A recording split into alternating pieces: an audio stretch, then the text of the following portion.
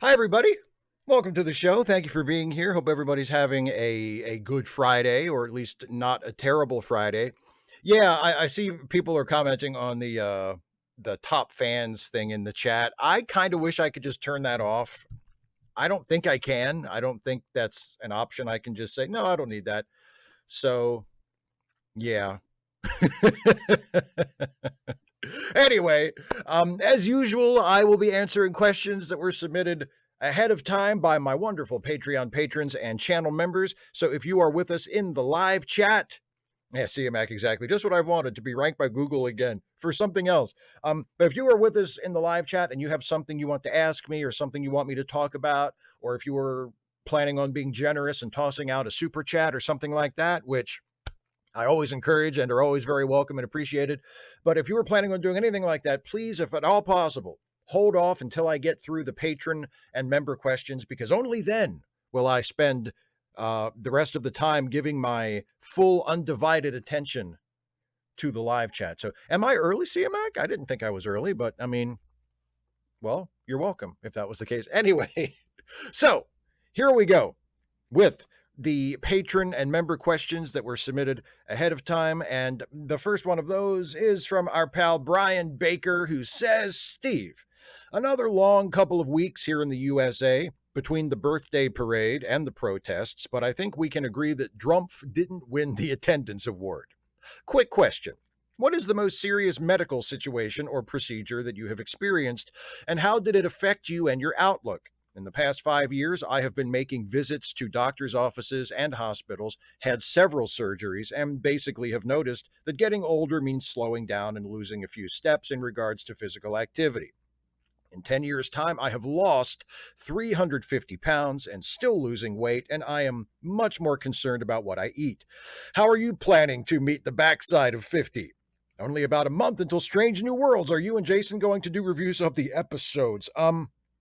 As far as Jason and I reviewing Strange New Worlds, I'm actually not sure. The plan was that we were going to, but then when all that bullshit a couple of months ago with Paramount and the merger with Skydance and the interference with 60 Minutes and the executive producer of 60 Minutes resigning due to fear of corporate interference with their with their reporting and their journalism and all of that, Jason, in a show of great integrity, I thought, uh, canceled his Paramount Plus subscription in protest. So I don't know if we're going to review Strange New Worlds or not. I need to clarify that with Jason the next time I talk to him. Maybe, maybe not. I'm not really sure. As for the health situation, first of all, congratulations to you for losing 350 pounds and for being more conscious about what you eat. The most serious health situation I've ever had in my life so far was when I was 21. I got pneumonia and was and was in the hospital for about a week. And the reason why it was that bad and I had to stay in the hospital that long was because I had probably had pneumonia for about a week before I finally went to the doctor to see what was wrong. So some of it was kind of my own fault. Like I made it worse on myself than it needed to be. By the time I got to the doctor, like I went to the doctor's office, I showed up for my appointment. He looked at me for 5 minutes and said, "You've got pneumonia and you have to go to the hospital." So that's what happened. um, and yeah, but that's the, and like I said, I was in the hospital for a week. Thankfully, that was over 20 years ago. That was, God, almost 25 years ago. I have had no lingering after effects from it. You know, sometimes people who recover from pneumonia, they have lung issues following that. I haven't noticed any of that. Um, so I think I got off lucky, at least so far. And but yeah, I mean, I'm doing, it sounds like I'm doing a similar thing to what you're doing, in terms of I'm not trying to lose weight, but I'm trying to maintain the weight that I have now. I'm trying to not gain weight. So I do watch what I eat pretty carefully, and I work out, regularly during the week. I give myself the weekend off, but during the week I do a calisthenics workout and a cardio workout like every day. So yeah, I mean, I'm just trying. I'm doing maintenance. I'm trying to get into and stay in good shape to try and make the most of hopefully the second half of my life. Hopefully it's we're looking at a second half and not, I'm not further along than I think I am. But yeah, stuff like that. Farah Grimm, if you could be a writer on a Star Trek series from any time in the history of the show, what ideas would you want to explore or characters you'd enjoy writing for? Oh, I mean, I'd obviously love to be, I would have loved to have been a writer on Deep Space Nine. Um, and I was always more interested in the sort of internal character dynamics and also the Bajor stuff. Not so much the Bajoran spiritual stuff, but just the Bajoran political stuff. You know, episodes like from the second season, um, or maybe it was the first season. It might have been the first season, but I care. Oh, Progress with Brian Keith as the old man on the moon who didn't want to leave. I thought that was just a fascinating way of getting a story out of, Bajor as this recovering society, and the recovery is going to hit people different ways, and the needs of the population as a whole might not always align with the needs of the individuals in that population. I just stuff like that just fascinates me, and I think it's really interesting to use science fiction to explore those. Um, so yeah, Deep Space Nine, early Deep Space Nine, first maybe 3 seasons of Deep Space Nine is right in my wheelhouse as far as what kind of stories, if I were, given the opportunity to write specifically for Star Trek, like those are the characters, and that's the kind of things I would love uh, to explore. General Contact Unit Problem Child. I was thinking about how fascist takeovers are depicted in sci-fi fiction. I realized it usually happens because some black swan disaster came along and wrecked everything. In V for Vendetta and Hunger Games, fascism comes as the result of a nuclear war. In both Children of Men and Handmaid's Tale, there's a medical disaster that destabilizes the world and leads to the fascist takeovers. I think there's this implicit assumption that the liberal capitalist system we've built is so self-evidently good and functional, it could only fall to fascism if something external to the system breaks things. In reality, fascism has multiple times arisen very naturally out of the flaws in systems we've created. Trumpism didn't require nukes or plague, just a deregulation-driven economic crash followed by a few years of the right using the problems it caused to stoke xenophobia. Rampant deregulation and xenophobia were already present in the system. They just reached a dangerous critical mass in the 2010s. Thoughts? Well, I agree with you. Yeah, I mean, I think part of the reason why fiction tends to depict um, fascism or authoritarianism like that as the product of some kind of singular event is because just dramatically it's neater. There's less to explain, in terms of backstory to orient the audience. This happened and then this happened. Okay, got it. But one exception to that is a movie that Jason and I both really love and that we reviewed just recently on our show, on Late Seating, which is Brazil. Brazil takes place in a very heavy-handed authoritarian government, or a society ruled by a very heavy-handed authoritarian government, and there is no mention of where that government came from, if there was any kind of inciting incident to allow that government to rise to power. It's just treated as just an immutable fact of life.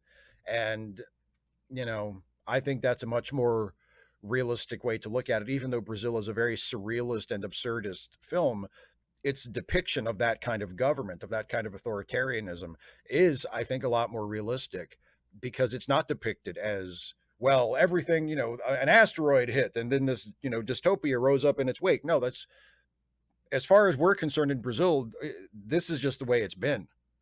It just is this way. And who knows how it got that way.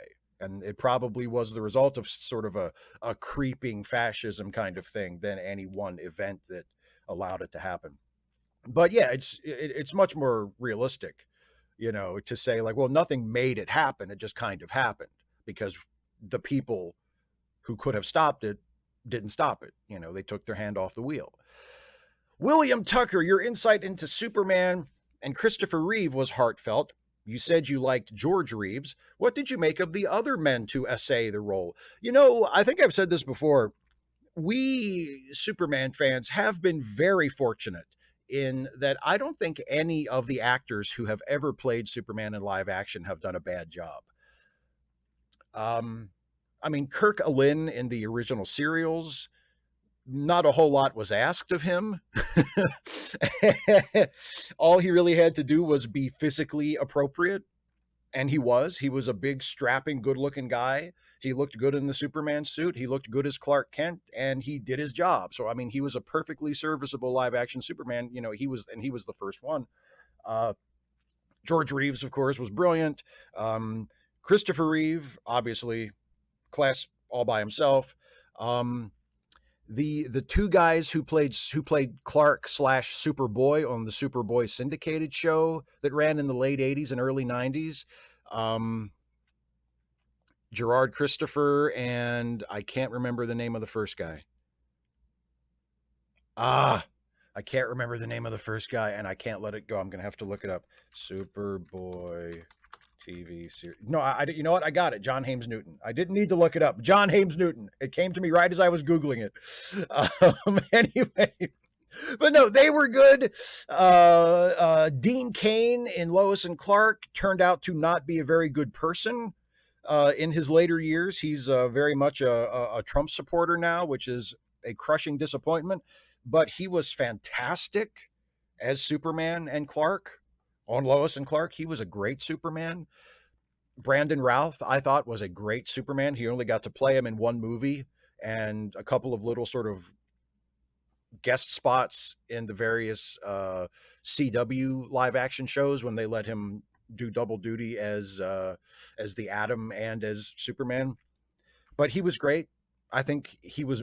Just look at that guy. I mean, he was born to play Superman. If he had been given the opportunity to play Superman in more than just Superman Returns, I think he would have been a fantastic generational Superman for people. And as it stands, he was still a great Superman in that one movie. And who else? Tom Welling in Smallville, terrific. Basically playing Superman. Like, the thing about Smallville is it's not really about the younger days of Superman. It's about Superman just recast as a teenager instead of an adult. Like, that's basically a Superman show. And Tom Welling was great. And then Tyler Hoechlin, I think, is the last one. Henry Cavill from the DCEU. I don't think any of the bad stuff from those movies was his fault. I think he did the best he could with the material he was given and with the direction he was given on how he was supposed to play that character. I don't blame him for his Superman and those movies being lousy. And then Tyler Hoechlin from Supergirl and Superman and Lois, who was phenomenal, who was just fantastic, was, I mean, maybe the best, maybe at least my favorite, maybe not, we can argue over best, but certainly my favorite live action Superman since Christopher Reeve. He was just terrific. And now coming up, we have David Corenswet, and we will see, but early indications are that he's going to be good too. So, Damian Williams. So I had a thought of what I would do if I was showrunner of a Star Trek series. I would set my series in the Lost era, about 20 years before TNG. The only character I would feature from another series is the ship's young Dr. Catherine Pulaski. Also, the first rule in the showrunner guide is anyone who suggests an episode that explains why the Doctor was mean to Data is fired immediately. What do you think? I think that's great. If you insist on including a legacy character in the show, Dr. Pulaski is a good choice because we don't really see a lot from her in TNG. She's only there for one season, and there's a lot of empty space that you can explore with her. And it's not as though it's like, she's not so prominent that having her there as a character feels like it's pandering. It's not like young Picard or young Riker or young Geordi or something. It's a relatively minor character, but still someone familiar that you're throwing in there. So yes, Pulaski is a great choice if you feel you absolutely must have a legacy character. And yes, that's a great rule. Anyone who suggests an episode about explaining anything from another show is fired, because that is not your job. I agree with that wholeheartedly.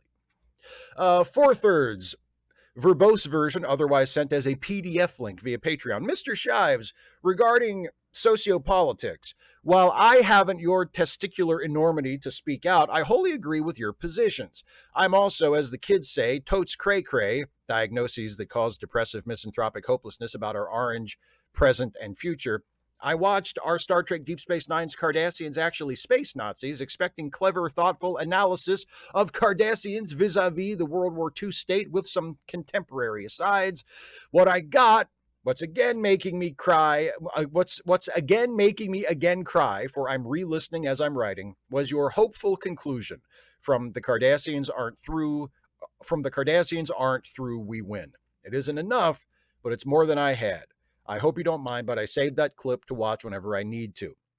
And if you'd like to keep creating smart, empowering, and affirming content that helps me believe there's any hope to soldier on, well, I'd sure wish you would. Thank you. Live long and prosper, sir. Well, thank you for saying that. I appreciate that video and that sentiment especially has been of use to you.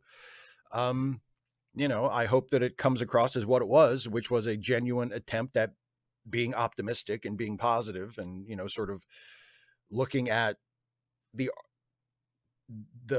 cycle of history and pointing out that, the bad times don't last. And if we're lucky, the bad times will not last as long as the good times will. I mean, nothing lasts forever. It always comes back, and there's always a cycle, and there's always peaks and valleys. But, hopefully we can get back to a peak and we can stay there for a little bit, but thank you very much for saying very nice things. I appreciate it. John Burns, in 1980, Iran bombed an Iraqi nuclear reactor that sustained damage. The damage was repaired by French technicians. In 1981, Israel destroyed the Iraqi nuclear reactor. We all know Israel has nuclear weapons, but they don't want us to know they have them. I prefer Trump had confidence in Israel's defensive abilities. Oh, well, enjoy the start of World War III. How many people died in that one, according to Spock? I think it was something like 50 million. So, yep, it's going to be fun, huh? Anyway, thanks, John. Matthias, thanks for your recent comments on liberalism versus socialism and for highlighting the AI article that featured Nick Clegg. It has long been rather confusing to hear U.S. Repubs describe the most left-wing U.S. Democrats as ultra-liberal, because in the UK, to be liberal is to be centrist and to typically vote by the Liberal Democrat Party, formerly led by Clegg. As a socialist, I'd never thought of liberals as having common ground with conservatives, but when I see Clegg vote/advocate for key socialist principles to be compromised, I wonder if being liberal means to want to serve a palatable form of capitalism in the name of being pragmatic. Are you sure you're not more socialist than liberal? Would you legislate to create a tax-funded national health service with capped prescription costs, plus heavily cap university fees, plus guarantee 28 days of fully paid annual leave and 12-month fully paid maternity, even if, as a businessman, it might make you think twice about hiring staff? Well, no, of course, I support all of that. I support all of that and more. No, I think as most people define the terms now, and, I think I definitely am more of a socialist than a liberal as those terms are reckoned. I mean, with the old, sort of, there's only two options, the old binary system of, well, you're either a conservative or a liberal, then yes, in that sense, I'm definitely a liberal. But if you add in more options and you separate the left from liberals, then I'm definitely more on the left. Yeah. David Colby is being haunted by the East Ghost. Hi, Steve. I'm at my family reunion, which is on the beach in North Carolina. There are 31 goddamn people in this house. I will not be at your live stream, so just assume I'm in the chat, being grumpy about Strange New Worlds and/or Andor. I like that, Andor. Have fun at your family reunion, dipshit. If you didn't think you'd be having fun, why'd you go to your goddamn family reunion? Anyway, I do seriously hope you have a good time. Dana, hi, Steve. I probably won't be in the chat on Friday. as we'll be driving to PA. My 30th high school reunion is Saturday.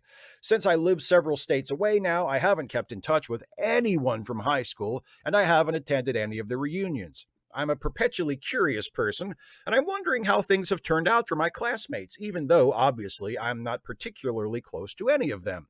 So, in honor of my weekend adventure, would you share with your audience some of the stories of your high school hijinks?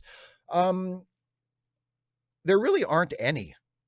Like, I didn't really have hijinks in high school.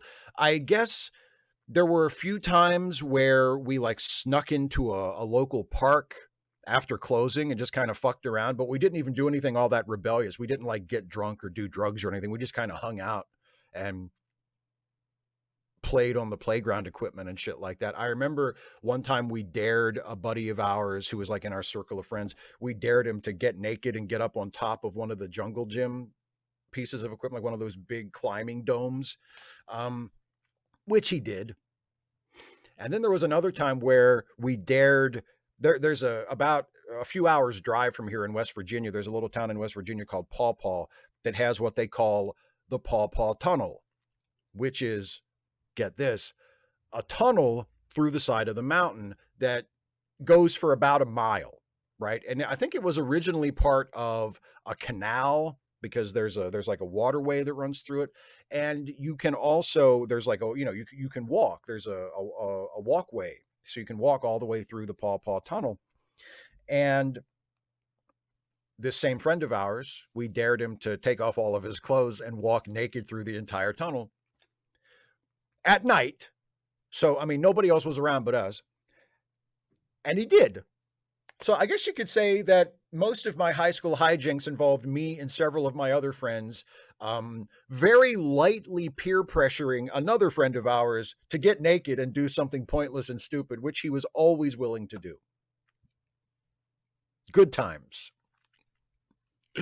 Matthias via YouTube. Hi, Steve. Thanks for your channel. I've been watching your posts for several years, initially for the Star Trek reviews, and once I realized that you two were a left-winger with an interest in politics, all your other videos too. I started watching Star Trek in the early 90s when I was approximately 12 years old, so it was the TOS films that first drew me in, and TNG After School, which cemented the interest. The TOS series never appealed to me, and McCoy's treatment of Spock didn't help. As someone now 45 and seeking a neurodivergent diagnosis for ADHD, I'm starting to realize that it was perhaps because of its faults that Star Trek Voyager appealed to me. I describe Voyager as a series I can watch with my brain turned off, whereas I always found DS9 de-energized me at times when I didn't have energy to spare. So I only finished watching DS9 in my late 30s. Do you have neurodivergent friends, Steve? Was it just me that wondered why the hell all my favorite shows had to take a summer break? I think all of the friends I have today who would self-identify as neurodivergent or have actually received a diagnosis of some kind of neurodiversity are people that I know through the internet. I don't think any of my real world friends have either been diagnosed neurodivergent or think of themselves in that way. I could be wrong, but if they do, they don't really bring it up much. And I think I might have had a few friends in high school who had ADD, as it was called back then. But yeah, not a lot. And I mean, was it just you that wondered why all your favorite shows had to take a summer break? I just sort of accepted it as that's just the way it was done. I never really and I actually, even though if you're really, really into a show and you're invested in it, and then it gets to the end of the season and you have to wait for new episodes, like that part kind of sucked because you have that, need for immediate gratification and you're like, I want more new episodes now, but at the same time, that was kind of exciting, and it was nice that either you got like a cliffhanger that would hook you for the next season and you'd be waiting for the next episode a few months from now to see how things turned out, or it wouldn't end on a cliffhanger. It would end with some kind of resolution. And then you had a sense of completion, which would then allow you to start anew in the fall when it came back. Like it's just for formally and sort of in the terms of like the construction of the show, it's just a really nice thing to have, as opposed to the show just running new, like a soap opera, just running new episodes on and on and on and on and on forever. Um, I think building something into the structure of the show where you have a break and then things either continue to resolve a cliffhanger or they're resolved and then they start again with something new, a few months down the road. I think that's a really nice way to do series television. Even though, yeah, I mean, just not getting to see more new episodes of my favorite show did annoy me. Yeah. No cutesy titles. The collective known as humanity no longer exists in a time which neither needs nor desires cutesy. Okay, then. I'm John. My present thoughts should be seen as what they are: simple, easy to understand, and common sense. Context: I'm a Christian who attends Southern Baptist services twice weekly, lives in the South, who continuously experiences disabilities. I'm married to a woman. I fly an American flag in my yard. However, simultaneously, with equal pride, I fly a progressive flag.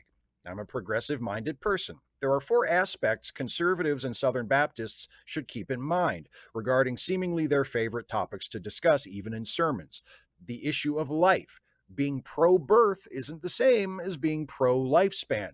Supporting economic policies which would assist long after the birth. Supporting LGBT people's right to adopt. 2. On gender issues. One can disagree without ostracizing and supporting anti legislation. 3. War negatively affects both sides of the conflict, not solely the side one prefers. 4. Dissent and peaceful protest aren't chaos. They're both protected and patriotic. Well said. I agree completely. Thank you for the contribution, and thank you for being a supporter. I really appreciate it. Danny K. Hey, Steve, rumor has it that our soft, wet president is very displeased about his birthday parade, specifically the quality of the show and the attendance figures. And it seems the subject of much of his ire is one Secretary of Defense Pete Hegseth. Hegseth is still employed at the time of writing this, but were he to be fired over the birthday parade, how proud of yourself are you to have written Trump fires Vice President Jack McPherson over bad 4th of July fireworks display? And now to see the real Trump do something at least as ridiculous as that. Thanks, hope all is well. Well, now, technically, when Jack worked under the Trump administration, he was no longer the vice president. He was the head of the ATF. But yeah, I hadn't thought of that. But yes, it is very similar. It is very similar that Jack was in charge of the fireworks display and he did not do a good enough job, so he was fired. Yeah. I mean, I guess I'm a prophet. Comic cinema consideration. My sincerest apologies for my first submission during this Ask Away, having no questions. I'm frustrated. I'm sure I'm not the only one. Now, your essay on Christopher Reeve's portrayal of Superman and the quality of the franchise during his time in the franchise is superb. Wasn't the original conceit of the Superman comic written by people who happen to be Jewish as a fable in order to have representation of a Jewish superhero and written to be a blatant condemnation, and rightfully so, of Nazism? I experienced disability, so physically reading comic books is difficult for me because of the varied font types in the panels. With that said, within the comic film spheres of the Superman and Batman franchises, where do you recommend I begin in order to become more than a casual fan? Is it always best to start with the first film franchise? It seems common that one director directs trilogies within franchises. Would you explain more about the app which allows you to rate movies? Oh, sure. Okay. As far as what was the original intention for Superman, and was it meant to be a Jewish fable with a Jewish superhero against Nazism? I don't want to say that that wasn't in there, because I do think that was probably in there to a degree, but I don't think that was the primary intention of Siegel and Schuster when they created Superman. But obviously, they both put a lot of themselves into that character. But I don't know if I don't think it's fair to say that their primary purpose with Superman was to create a Jewish or a Jewish coded superhero, because Superman has never been explicitly Jewish, but a Jewish coded superhero who would, strike a blow for social justice and represent the antithesis of the Nazis. but I think it's definitely in there, you know. And I mean, just look at there's a wonderful quote by Grant Morrison about Superman that I think of all the time, that I think is from an interview that he gave 15 years ago or something like that, where he describes Superman as uh, in the darkest of times, we imagined a man who would never let us down. And if you think about it, I mean, Superman was created during the Depression, and the first Superman comic that was actually published, I mean, they had created the character years before, but the first Superman comic that was actually published by what is now DC Comics was in 1938, when World War II was breaking out in Europe. It had not yet reached the United States, but it was breaking out in Europe. That was the darkest of times, and that's the era that Superman arises from. We imagined a man who would never let us down. And what a powerful description of Superman that is. So yeah, I mean, and that would be against Nazism. um, Honestly, I don't think it really matters where you begin with the Superman or Batman franchises. I would recommend, if you haven't watched it before, watch the first Christopher Reeve Superman, because it's just brilliant, and his Superman is everything I love about the character. So I would recommend starting there. Although you could also check out Superman and the Mole Men, which is the George Reeves Superman movie that he made actually before the TV show started. They made the movie to kind of test out the TV show, and it's available online, and it's available on DVD and a bunch of different releases. And I mean, it's about an hour long, and it's just a perfect little low budget 1950s Superman story, and I absolutely adore it. And it also has a message of tolerance, and a message against bigotry and brutality and persecution of people who are different. It's just a wonderful little 1950s sci-fi movie with Superman. So that's a good one too. But I would watch the first Christopher Reeve one. It depends on what Batman you're interested in. The Adam West movie from 1968 or from 1966, excuse me, is wonderful, but it's very much that Batman. It's the 60s sort of funny, goofy Adam West Batman. If you want to get into more serious Batman stuff, I mean, you should probably watch the Tim Burton Batman just to say you've seen it. It's not my favorite, but it's very significant in the history of the character. And I would say start with the Nolan movies. And honestly, if you're asking me, I think this is my opinion. Personally, I think you can skip Batman Begins and just watch The Dark Knight, which is a damn near perfect Batman movie. So there you go. And what about the app that allows you to rate movies? That's a website. It's called Flickchart. You just go to, I think it's flickchart.com, and you just sign up for an account, and it gives you, it presents you with two different movies, and you just pick, and assuming you've seen them both. If you haven't seen one or either of the movies, you can ask for a different movie. But once it presents you with two movies that you've seen, then you just pick which one you think is better, and then you go to another selection. And after you get a bunch of those racked up, it shows you the list of, okay, these are the movies you like, and these are the movies that you don't like so much. And it's a fun little time waster. So Flickchart is what it's called. Some random geek who is fucking anger at the world. I know that's probably a typo, but I'm imagining you literally fucking anger at the world, like you're fucking anger, but somehow it's also projecting it out into the world. I'm not sure what the logistics of that would be, but it sounds really impressive and really, really angry. Anyway, fuck capitalism and those who support it. Hence why I hate liberalism. I could try to explain that in my 2,000 characters to you, Steve, but Phoenix is in terrible financial state. This Blue Sky post explains it and links to their Tumblr post about it, and I'll leave that on screen. I didn't have the chance to add that link to my video description, but there it'll be for a minute if anybody wants to grab it, or Geek will probably put it in the chat as well. The short version: Phoenix owes $687 for their internet bill and $337 for their phone bill and their TDI, temporary disability income, which is only temporary, doesn't really help since it's only like $150. And all while Phoenix has been trying to get on SSI for 6 fucking years and was recently denied again. He felt embarrassed to beg online for money for toilet paper. Someone has to step up and support Phoenix, like a depend, since she can't work and has no income. I am trying my best, but my Chase credit card has a limit of $13,000 and its current balance is $14,375.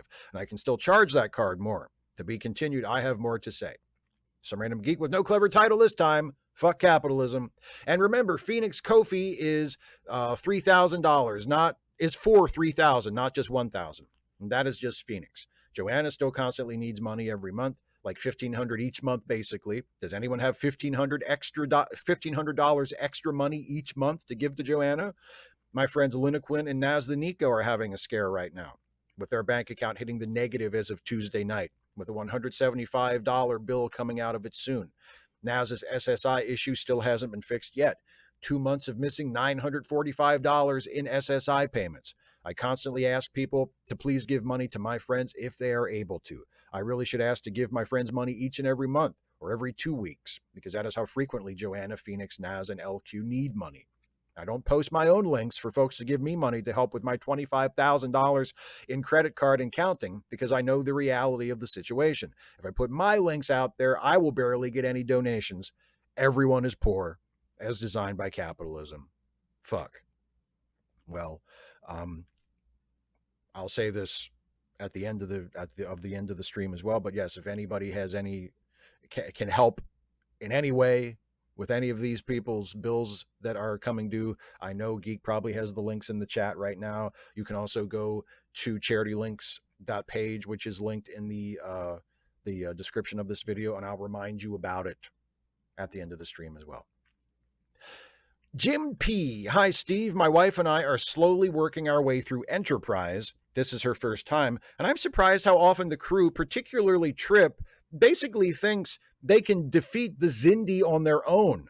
Seems like he throws a wrench in every diplomatic attempt Archer makes. I know he lost someone in the attack, but if he couldn't control himself, maybe he shouldn't have come with. What do you think?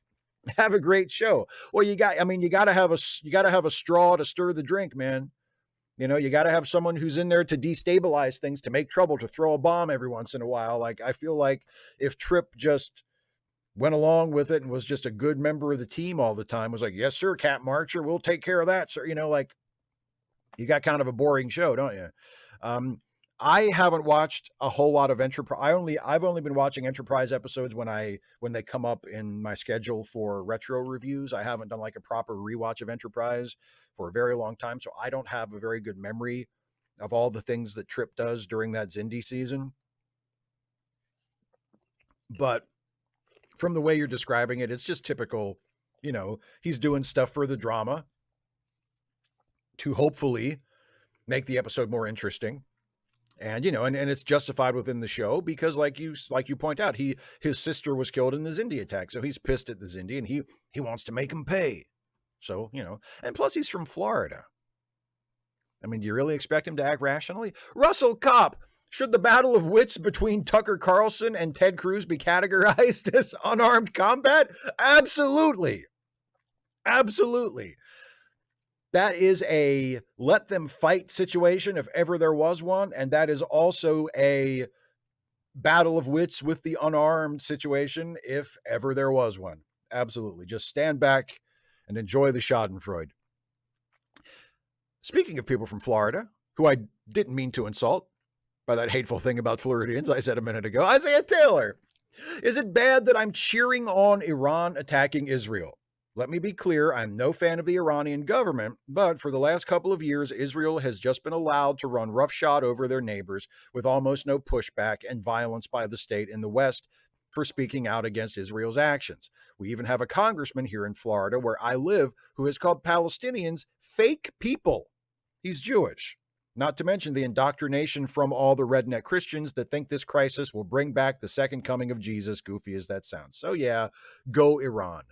Yeah, I mean, I'm glad that you make you make it clear that, you're not a fan of the Iranian government, but even with that caveat in place, I mean, I understand it emotionally. I understand after, after all the chaos and destruction and suffering that Israel has caused the Palestinian people, especially the people in Gaza, and especially these last 2 years, I understand why it might feel good, to see another country from the region beat up Israel a little bit. Like emotionally, I understand it, but I would be very wary of celebrating any of this. I mean, none of this is going to go anywhere good. And it's ultimately like wars always do. It's going to end up getting a lot of innocent people killed and making life more difficult for the people who survive. And that sucks. And that doesn't mean that what Israel has been doing sucks any less. It doesn't. It's still inexcusable and terrible. But Iran, launching missiles at Israel and potentially starting an even larger, broader conflict is not a good thing. So, but I mean, I understand where you're coming from emotionally, but I would be very, very cautious about being too happy about Iran attacking Israel. Agent Meister, who recently learned that knowledge is knowing a tomato is a fruit, but wisdom is knowing not to use it in a fruit salad. Ooh, I like that. Paul Dorjoy, Steve, I seem to remember you saying that you haven't seen Batman Beyond. Am I wrong, or have you seen it and just not think much of it? If you haven't seen it, then you are, in my humble opinion, missing out. I was hooked from the first 5 minutes of the pilot when it came out over 25 years ago, and I enjoyed seeing the writers bringing Batman into the future with new heroes, new villains, and new situations. There is the odd cameo from the original animated series characters, but they are kept to a healthy minimum. Terry McGinnis is a wonderful Batman, though more like Nightwing in personality than Bruce Wayne. I'd love to hear your thoughts on Batman Beyond if you've seen it. And if you haven't, I can't recommend it enough, speaking as a lifelong Batman fan. And from the ridiculous to the serious, reports are coming in of the Iron Fairy having a massive heart attack when she read about the Israeli government condemning the targeting of hospitals by Iran. For fuck's sake. I can neither confirm nor deny those reports.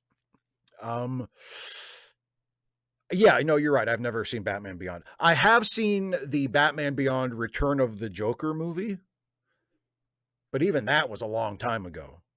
But I believe that is the only Batman Beyond thing that I've ever seen. I mean, and I've heard a lot of good things about it. You're certainly not the first person to recommend it to me. I just don't feel drawn to it. I just don't feel like, I mean, I'm sure one of these days I'll sit down and watch it and hopefully I'll like it and I'll be like, oh, I can't believe I haven't, I can't believe I waited so long to watch it. But I don't feel drawn to it. But thank you for the recommendation. The Grumpy Monkey. How now, Steve? I recently stumbled upon the trailer for the new Naked Gun movie. I normally balk at these remakes, reboots, and see them for what they are, shameless cash grabs by desperate, creatively moribund studios trying to pimp out a familiar property. Well written, well phrased that. And the reviews of these movies down through the years would suggest I'm not far off the mark, but for some reason, I'm looking forward to the new Naked Gun. I love the original movies, and God knows Leslie Nielsen will be an impossible act to follow. But one thing Liam Neeson can't be accused of is not having range.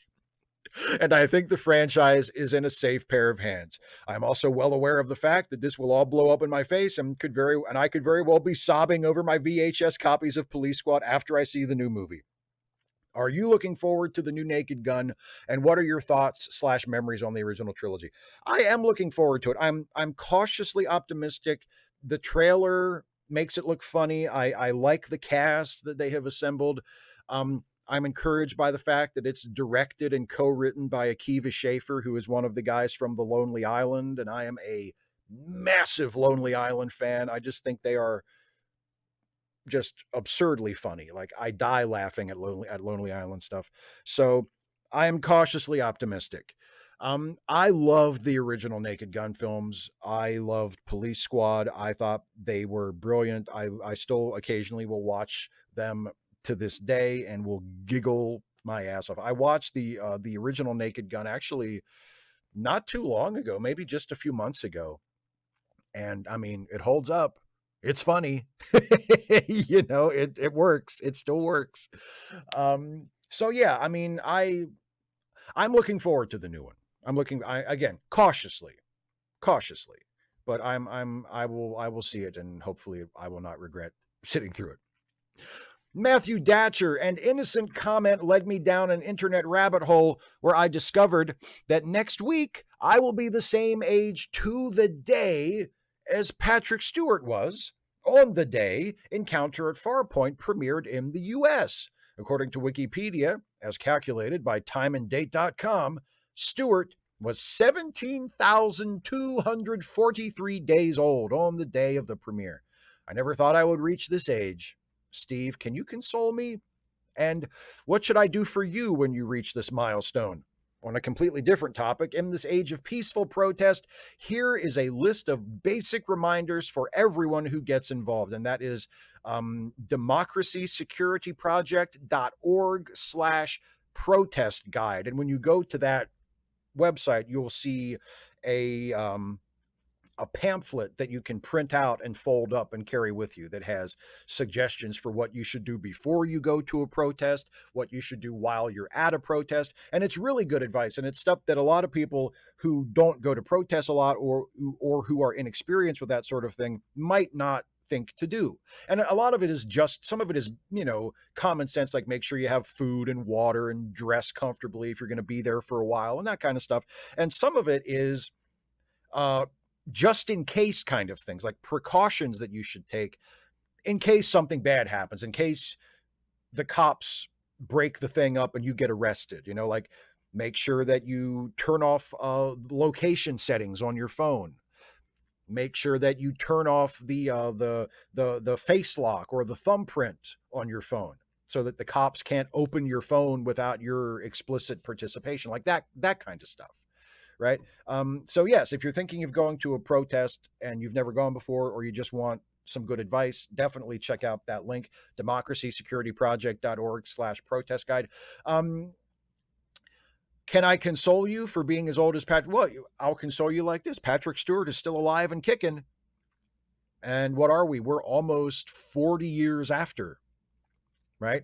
TNG premiered in 87. It's 2025. So that was 38 years ago. And Patrick Stewart is still alive. So if you continue to follow the Patrick Stewart pattern, you can look forward to at least another almost 40 years. And it seems like Sir Patrick is in pretty good shape for a man of his years, you know, all things considered. Not ready to be an action hero again, but seems like he's doing pretty well. Still has his wits about him. So look forward to that. And when I reach that milestone, I mean, just give me some more money. That's fine. That's always good. Just, if you're ever wondering what to get Steve, just give Steve money. And Steve will be happy. See a Mac who has had some wild ups and downs, I can only imagine. Greetings, Steve. But it has been a week. After being laid off in January 2024, finding a job in March, and losing that job in August, and being unemployed since, I got a job offer last Friday, and the job I've wanted and had been working on making happen since November. Don't ask. So yeah, got the job offer, and hours later, missiles were flying at my relatives. Talk about a wild swing of emotions. Thankfully, as of today, all of my family is out of Tehran, though apparently they're planning on returning now that the strikes have moved elsewhere. Being 48 and living in this country during the 80s, I feel very much like I'm 8 years old again, watching the nightly news and knowing I can't do anything. Not a feeling I recommend. I do recommend the job offer feeling, though. Then there was No Kings on Saturday, which was amazing. No real question. Just a hope for peace and maybe the fall of the Islamic Republic without our intervention and the imp conv remv of our regime.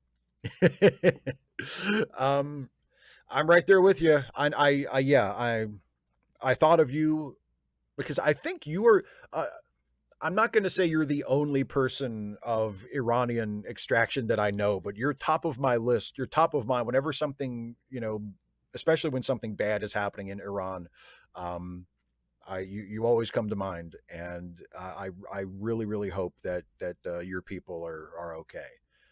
Sounds like they are, and I hope that they stay that way. Because like I mean, like I was saying in response to Isaiah's question, like the whole situation sucks, and I feel nothing but sympathy for the people over there who have nothing to do with any of this and just have the misfortune of living in the region where this is happening.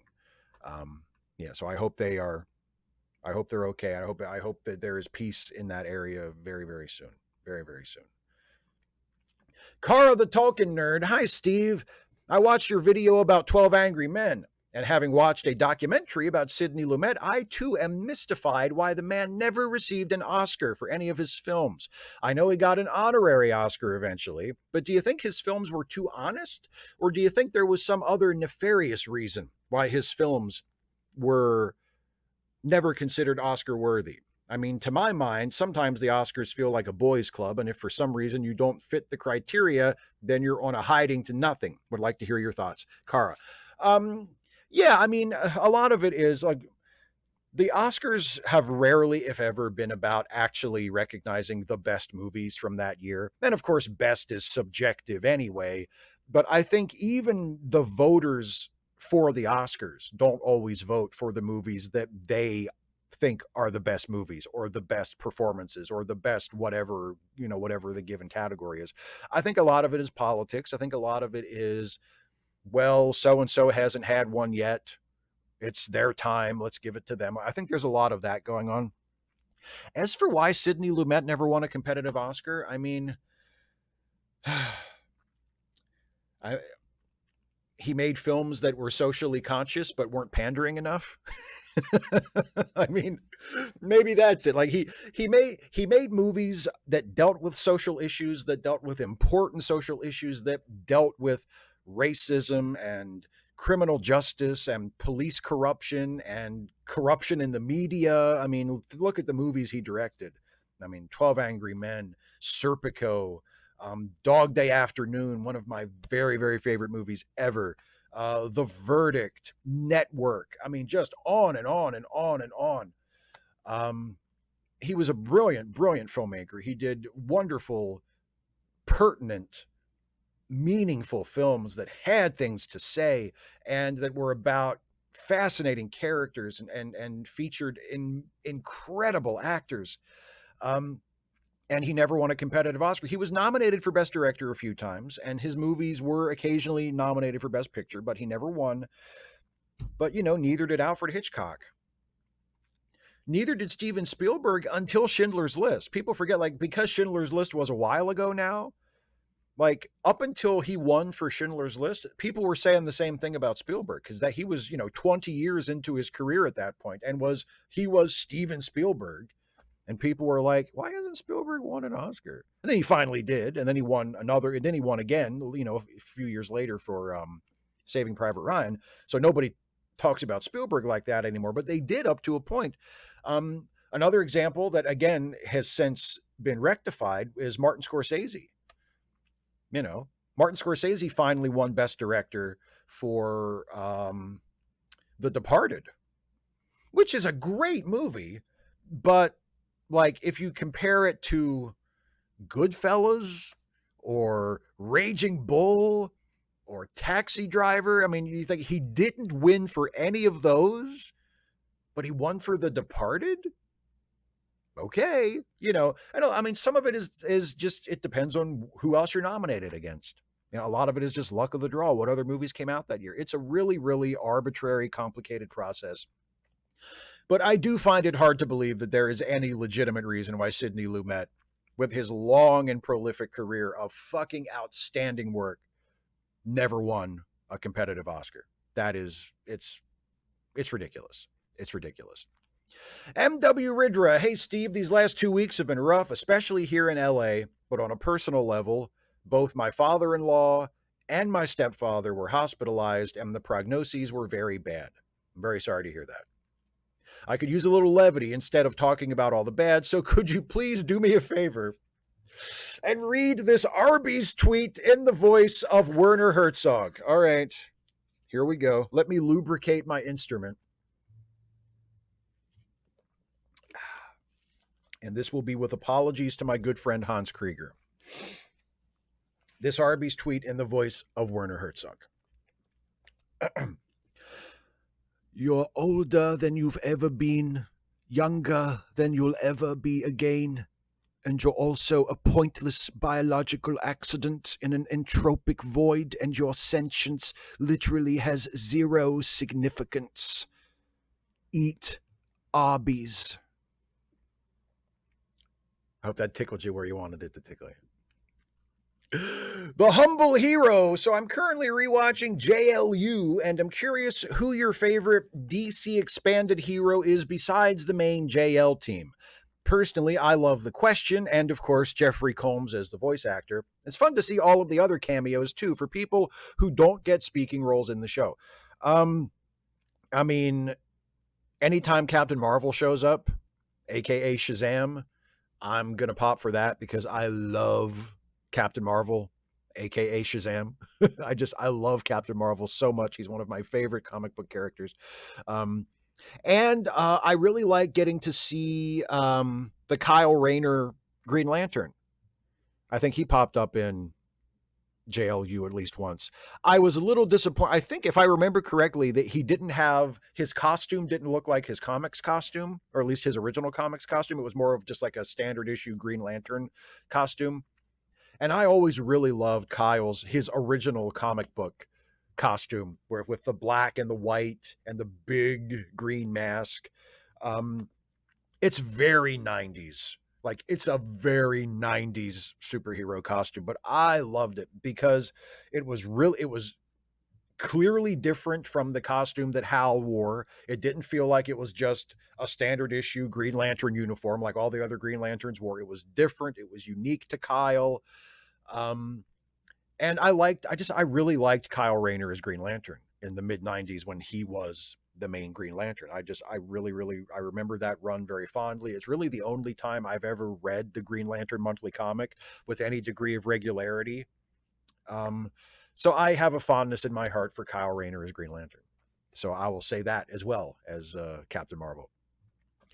Russell, hey Steve, I actually was working on my question yesterday, but, LOL, I worked on a glitch in my PS4 and TV, only took me about 3 hours to figure it out, and I just got home. I loved how you feel like you need to give me the backstory for your questions. So I figure let's talk Star Trek. I would like to elaborate on the Voyager episode Latent Image. And yes, that is the one where the Doctor has his memory wiped a few times, actually. For me, the ending of that episode is good with one little flaw. He doesn't struggle through this throughout the rest of the series. Also, between this episode and Author, I feel like they were rehashing TNG's Measure of a Man. I would like to hear your opinion on the episode, and is it a fair comparison, or is it rather the 3 episodes I mentioned their own thing? See you shortly.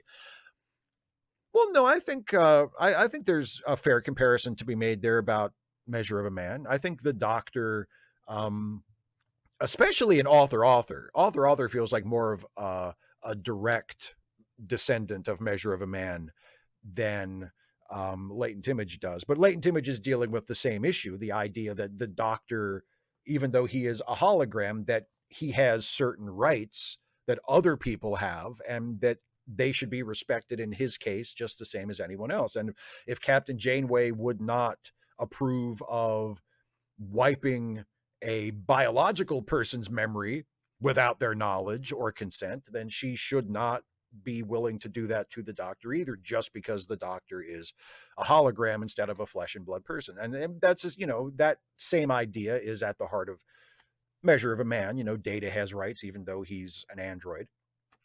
So I think it's a completely fair comparison, and I think both of those episodes they look at it from different angles. But no, I mean, and I do Latent Image is a really good episode, and deals with something that has been kind of in the background of the show for a while at that point, which is the very strong implication that Janeway doesn't view the Doctor as a person. Like, it doesn't always come through really strongly, but there are indications here and there from the very beginning of the show that like Janeway is grateful for the doctor. She likes the doctor. She considers the doctor a valuable member of the crew. But when push comes to shove, does she look at him as having the same rights as the humanoid members of the crew, the flesh and blood members of the crew? It doesn't seem like she does. And it was nice to have an episode that actually looked at that head on, and sort of nailed her feet to the ground on that. And also it was a good episode in its own right, just dramatically. It's a good episode. It's one of the better Voyager episodes, I think. Anti-Pope Donculus the First, bless you, my child, Your Holiness. With so many horrible things happening in the world today, perhaps it would be good to take a break and appreciate the good things we can still be thankful for. So, could you rank your top 10 great things about Delaware and the loathsome, inherently untrustworthy fucks who live there, if you can call that living? Asterisk, footnote. Good news, the paternity test has come back negative. I hate to think about how much back child support that would cost me. Every penny. That's how much it would have cost you. So you're lucky that it did come back negative. I'm not going to do top 10 because I really don't think the people of Delaware deserve that. I'll do top 1. Here's the best thing about Delaware. You know what the best thing about Delaware is? It doesn't have sundown towns anymore. Look up the history of Rehoboth Beach once, if you want to know what I'm talking about. Go ahead.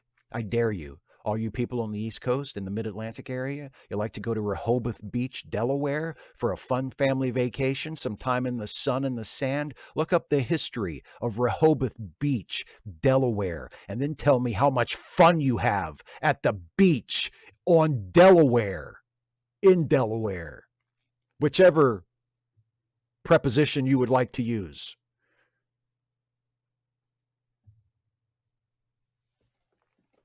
I mean, to be fair, there were sundown towns all over the United States, and Delaware is by no means unique and really doesn't deserve any particular ire as far as that goes. But then again, it's Delaware, so fuck it. Give it back. And last question from Captain. I want to do something to stop injustice and affect change, but I am a 40-something office worker just trying to make ends meet to support my family and pay the rent. What can I do? What are my options? How can I be part of the solution? I've heard something as simple as emailing or sending a letter to my congressman can make a difference. But is there some sort of campaign or organized method of what people say in these letters to actually accomplish something instead of 1,000 different letters asking for 1,000 different things? Thanks for all you do and using the platform you have to make a difference and affect change. Well, yes, contacting your member of Congress can make a difference and is something that you should do, especially if it's about an issue that you feel passionately about.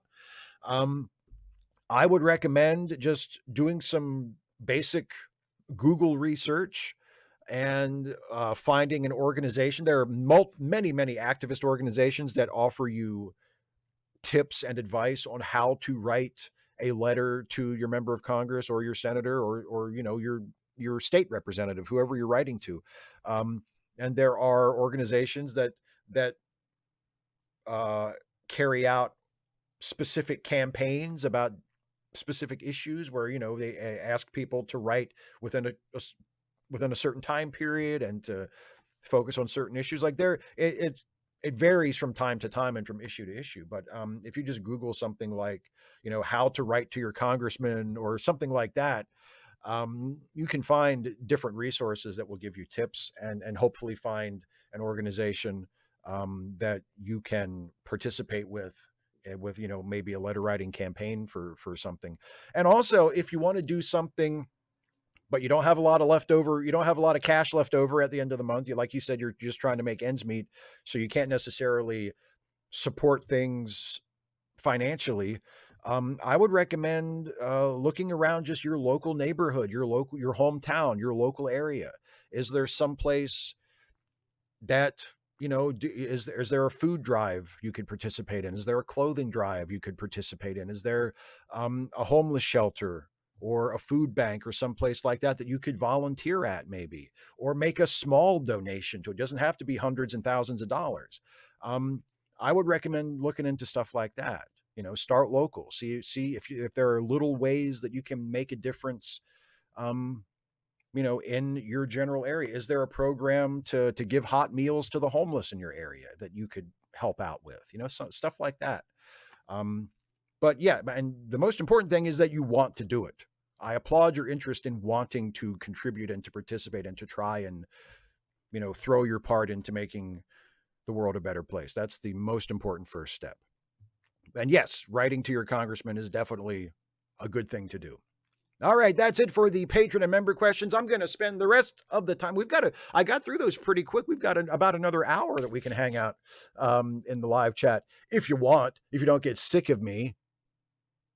But first, before I turn my full attention to the live chat, it is that time of the show once again where I debut a brand new Stuffy and Friends short.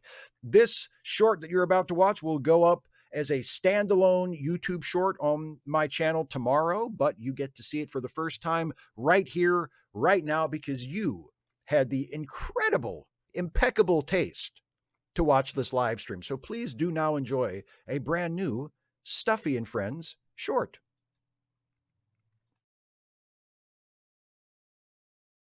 Four. Higher. 2,700,046. Lower. Ah! God! No! I curse you! I curse you!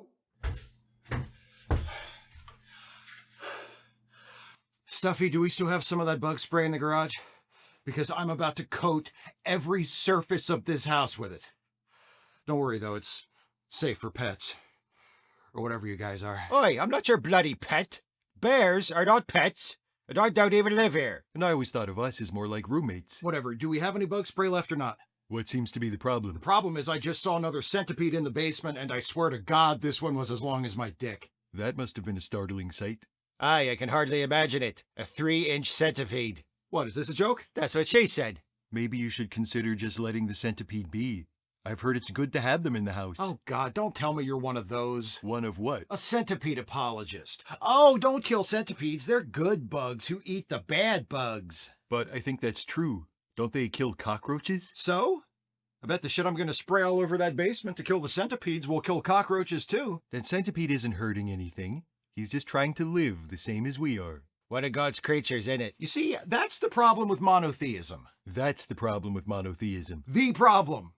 Because back in the old days when people believed in a bunch of gods, if there was something in nature you didn't like, because, for example, it was horrifying and grotesque, you could just blame it on one of the bad gods that nobody worshipped. But now that there's only supposed to be one God, and he's supposed to be good, oh, live and let live, we're all God's creatures. We Catholics don't have that problem, do we? Why not? Because when I'm perturbed by the sight of an unexpected insect, I, as a Catholic, can just light a candle. To represent the presence of God? No, to burn the hateful little bugger to a crisp. That'll teach it to skitter around where I can see it.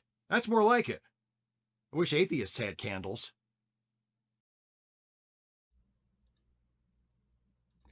Ta-da! Okay, now I'm gonna switch over to the live chat, but as you can see, the live chat widget is broken for the moment, so let me fix that first.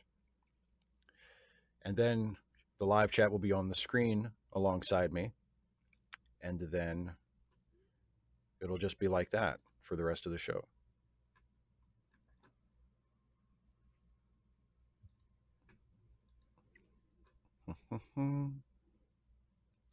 And come on, there it is. Woohoo! All right.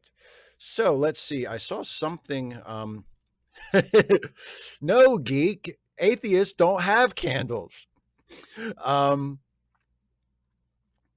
Mike again says, when you get to the questions in chat, I hope that you bring attention to this. Sadly, vandals destroyed LGBT flags during Pride weekend at the homes of people in the Charles Village and Abel neighborhoods. That's bullshit. I had not heard about that. Doesn't surprise me terribly because they're, unfortunately, there are small-minded, bigoted people who do that sort of thing all over the place. But that sucks. Member message from Boxy Brown says, "Hey Steve, do you tell anyone where you're going before climbing trees in the middle of nowhere?" How high are you climbing these days? I don't. maybe I should, just in case. Actually, it's funny, that video that I shot, the tree climbing video, I wasn't actually that high up in the tree because I was maybe 20, 25 feet up, if that. I was about halfway up. I'll put it that way, just from eyeballing it. I was about halfway up. I didn't get close to the top because I hadn't climbed that tree before, and as I allude to in the video, there were a lot of spider webs in that tree, and it was really hard to find like a way up past the spider webs. And also, by the time I got there to the tree to climb it, it was really hot. So unfortunately, I didn't get to spend a ton of time in that tree. I shot the video. The video, pretty much everything I shot for the video is in the video. I didn't cut very much out. So I was maybe in the tree for a total of 15 minutes, which was unfortunate because I would normally like to spend more time up in a tree like that. But I wasn't that high and I wasn't in it for that long. But yeah, maybe for safety's sake, I should just give somebody a heads up. Hey, I'm climbing a tree, by the way. So if you get a text from me in the next hour or so saying that I've fallen and broken my leg, you know where I'm at. You know what's up.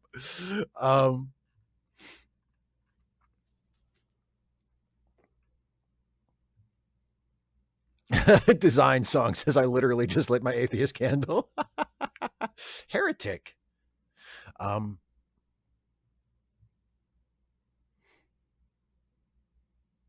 Arrow on Fire, you wrote out your question and forgot to click submit. Well, that is your misfortune, my friend. You can just drop it in here, buddy. 255 AD says, you were talking about some of the alternate castings that were proposed for Brazil, like Tom Cruise. Don't the government bureaucrats kind of need to be all British? You don't think Tom Cruise could do a British accent? Also, keep in mind, these were probably alternate castings that were being pitched to Terry Gilliam by the studio. And if you said to the studio, I don't know, I think the bureaucrats should all be British. You're talking to a studio executive who's probably like, what? But people know Tom Cruise. Trying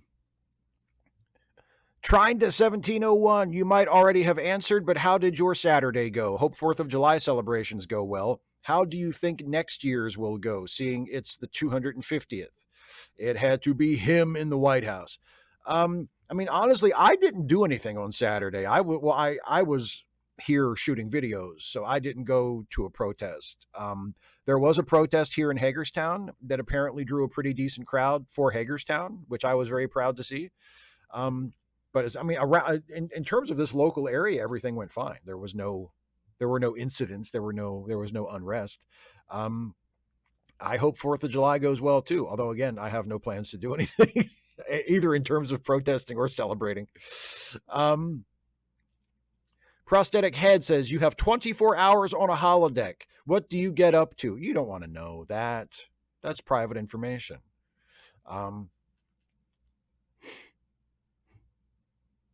Word Nerd says this atheist has candles because they smell. You know what? I am a little bit of a hypocrite, or actually not, because the version of me in the stuffy videos is sort of a doofus.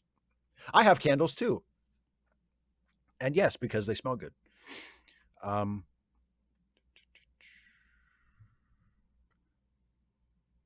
Mike again continues about the vandalism of the pride flags. Let me find it. I just lost it in the chat.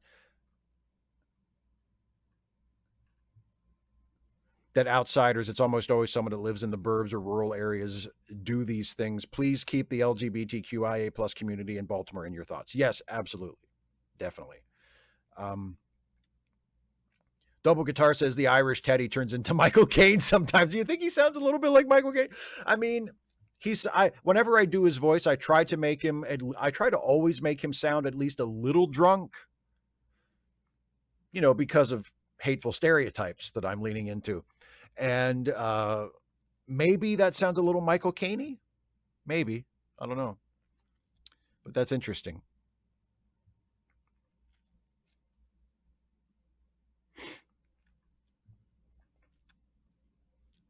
Daryl Lett says, okay, Steve, who is your favorite recording act from Maryland? Mine is Sonny Till and the Orioles, named for the state bird, especially their 1953 version of Crying in the Chapel. I have no idea, man. I really don't know of any high-profile recording acts from Maryland. I know my favorite blues duo was Cephas and Wiggins, and I don't think they're actually from Maryland. I think they're from the DC area, maybe more from like a little south of here in Virginia. I don't think they're actually from Maryland. And of course, John Cephas passed away a while ago, unfortunately. I think Wiggins is still around though, but I don't think they're actually from Maryland.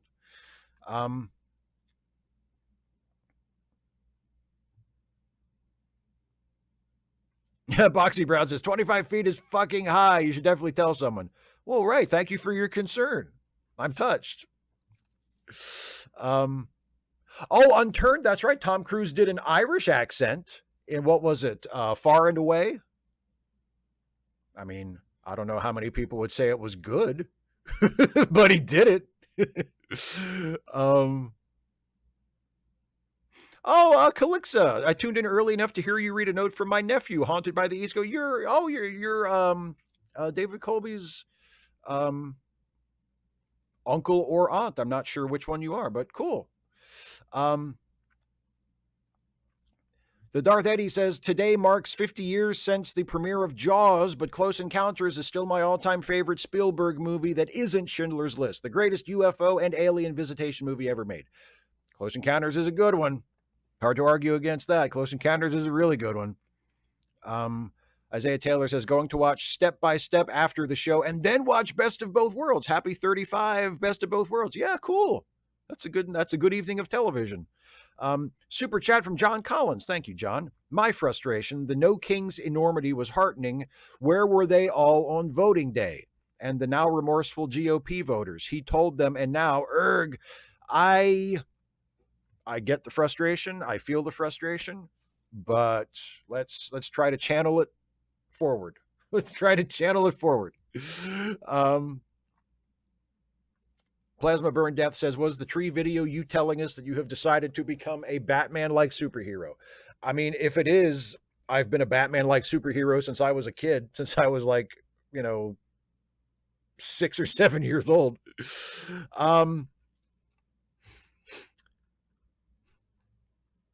Double Guitar says, hey, Steve, will you be watching 28 Years Later? I saw it yesterday. It was very different, unexpected, and the lady scene was extremely unexpected and batshit crazy. I do plan to watch it. I'm not sure if I'm going to see it in theaters or not, but I am interested in seeing it. I love 28 Days Later. 28 Days Later is one of my favorite horror movies ever.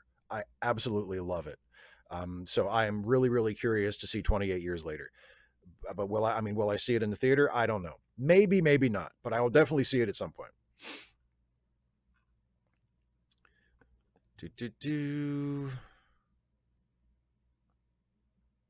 See him. Oh, not just drunk, belligerently drunk. Yes. Well, belligerent and belligerent, I think, just in general. Captain says, with all due respect, your Werner Herzog sounded a little like John Malkovich. Well, I'm not exactly Rich Little now, am I? I never said I was the greatest impressionist who ever lived. As long as I get if I do an impression of somebody and I'm like in the ballpark, that's good for me. I'm happy with that. And there are worse things. Honestly, if I could do a dead on Malkovich, I'd pretty much never stop doing that, because that dude has an amazing voice. Prosthetic head says, when Voyager got home, do you think Janeway deleted her logs to hide her many crimes? I feel like she almost had to. Yeah, I feel like she almost had to.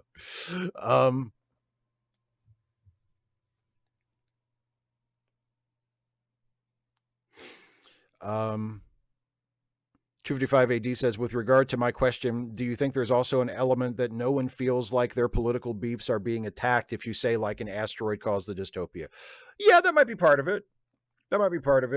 Trying to not alienate any segments of the audience by saying, look, this was really nobody's fault. It's just a thing that happened after a terrible other thing that happened. Oh, some random geek. This is a good, yeah. Remember the story of Guillermo del Toro's Mad Scientist film pitch to a movie exec, and the movie exec suggested Tom Cruise for the Mad Scientist, and Guillermo del Toro stormed out of the room. A filmmaker with integrity. Nothing against Tom Cruise, other than, like we talked about last time, the fucking Scientology shit, which should not be ignored by any stretch of the imagination. But, I feel like there's probably a clause in the contracts of most studio executives that they have to recommend Tom Cruise for shit. Like, even if they know it ain't gonna happen. Like, you could come in and, I'm gonna do a new live action Cinderella. Is there a part in it for Tom Cruise? Like, I feel like they just have to say it. We're doing a remake of The Blob. Have you thought about Tom Cruise as the Blob? I mean, obviously we'd CGI it, but he could be on the set in a mocap suit. He would be, providing the dialogue. I think it'd be an interesting departure. Would people want to see Tom Cruise as the Blob? Maybe. I feel like they have to do that, or the Church of Scientology will destroy them. Oh man, the Darth Eddie. Now you're talking my language. An even better evening of television, being a Gen X kid in the late 80s, doing my junior high school homework and watching Perfect Strangers when it was a Tuesday or Wednesday night show. Oh, Perfect Strangers. Is there a better way to spend an evening? Don't be ridiculous. I love Perfect Strangers.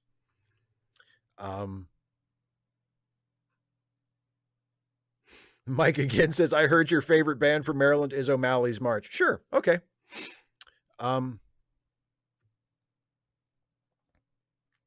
Isaiah says, did you actually watch Best of Both Worlds when it aired? Yes, I did. Yes, I did. I watched it when it originally aired back in the old days. Absolutely. The last scene, not the lady scene. Okay, double guitars, duly noted.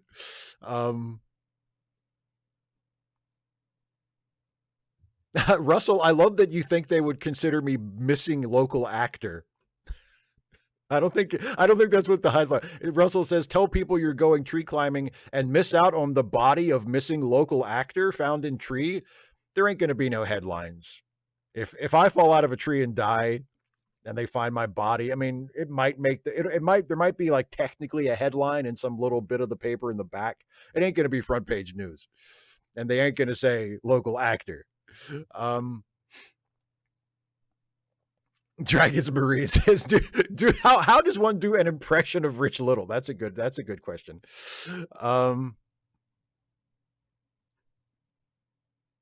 Michael Hadeline, see, I liked your Herzog impression. No, I'm the one who asked for it. So there. So yeah, take that, people who don't like my Herzog impression.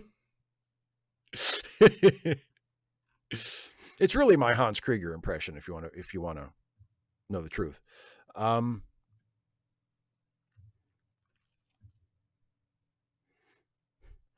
Boxy Brown says, I could see Tom Cruise playing a mad scientist. Yeah, I mean, I wouldn't depending on the script, I wouldn't, chuck it out the window right away. But of course, Del Toro probably knew the character. It was his movie. And he was like, Tom Cruise ain't playing this guy. So, oh, Philip, Tom Cruise as the pumpkin coach in Cinderella. There you go. 255 AD. Have you thought about Tom Cruise as the lead in a Martin Luther King Jr. biopic? I'm sure somebody has. Reminds me of a great Paul Mooney bit that I can't do because it features prominent use of the N-word, and I'm not going to say that. But if you know the bit I'm talking about, it's when I think it was on Chappelle's show. May his fucking likability rest in peace. But before we knew what a transphobic shit Dave Chappelle was, back on Chappelle's show, there was that great recurring bit with Paul Mooney where he was like a film critic, and he just went off on the fact that somebody made a movie called The Last Samurai starring Tom Cruise. Oh, it's fucking great.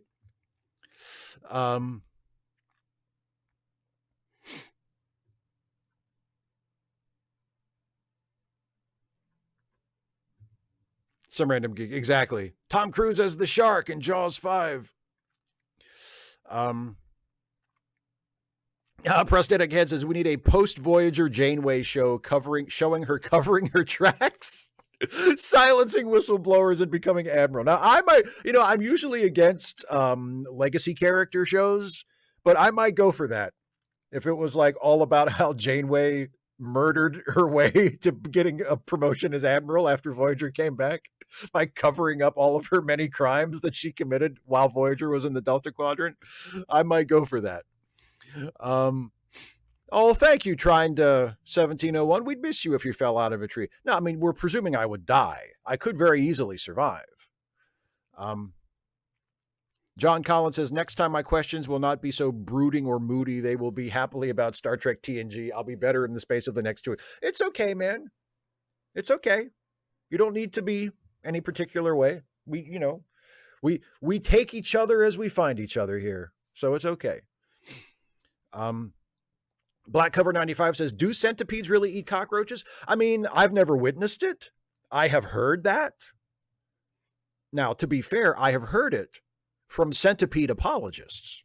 So they may be trying to put, a good face on the house centipede and say, no, keep it around. It kills cockroaches.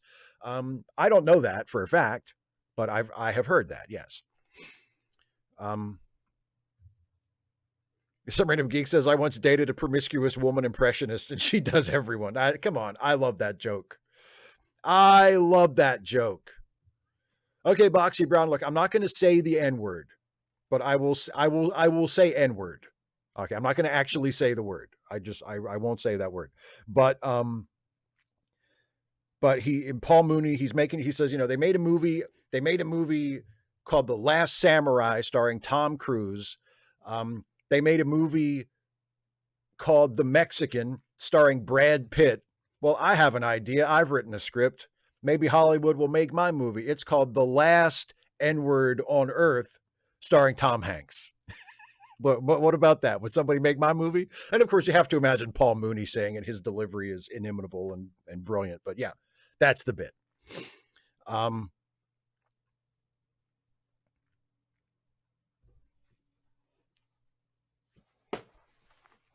The Darth Eddie still talking about Perfect Strangers. Yeah, the Bibby Bobka episode is a classic. Also, the one where they're replacing the shower in Jennifer and Marianne's apartment. That's a classic. I mean, that's like a silent movie. That's, yeah. And yeah, the whole show. The show was not super well written at any point, but the chemistry of Marcolin Baker and Bronson Pinchot is what makes it. Like, they are just so fucking funny together. They are just perfect as Larry and Balky. So that's what makes the show. Yeah, Team Turf Chappelle. Yeah, it's a shame.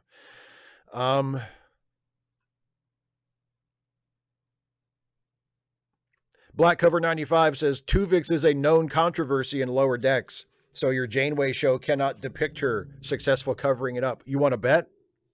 Do you seriously think now I'm writing the Janeway show. I love that now I'm writing it.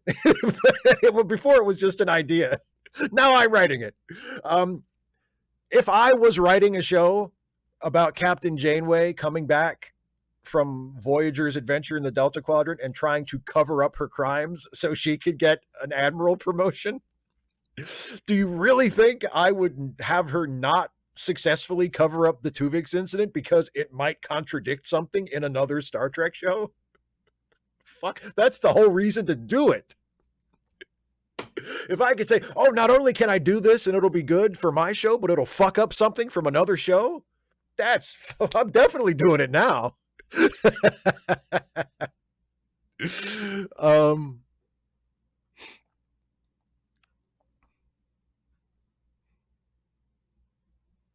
Trying to 17. That's a good idea. Harry Kim gets his promotion by being Janeway's primary assassin. Oh, Rin. Okay, Trinda. Okay, sorry. Trinda 1701. Thank you for the correction. I will try my best to remember that. So it's Trinda, not Trinda. I appreciate the correction. Let's see. Super chat from Damian Williams. Thank you very much. Says Gunn is wasting Ching for the right tone of Batman. Shouldn't it be the Denny O'Neil era? I think the Denny O'Neil era of Batman would be good for a movie, but I mean, I don't even know what the movie's going to be yet. We haven't even seen Superman yet. Now, I will say, judging by Gunn's other work and judging by his Suicide Squad movie and Peacemaker and Creature Commandos, like, yeah, I do think a dark but not super dark Batman would probably work best within that tone that he's kind of generally established, like a and I think Denny O'Neil's Batman fits that bill pretty well. But again, I mean, it's a work in progress. Kirak with a super chat says, curious, which is worse, erasing the Doctor's memory like Janeway did, or erasing the Watcher's memory in TNG, who watches the Watchers? That's a good question. Because, yeah, they erase people's memories like to preserve the Prime Directive in some cases. I mean, I think it's probably even, don't you think? But they're so, well, I think the scary thing about the way they do it in TNG when they just erase people's memories is they're so blithe about it. They're like, oh, we can fix this problem. We'll just erase their memory of being here. Oh, okay. Then you're fine with that? Like, I guess they've made a choice. Preserving the Prime Directive is more important than respecting the, autonomy of the person whose memory they're erasing. I mean, I think in terms of which is worse, they're probably the same, aren't they?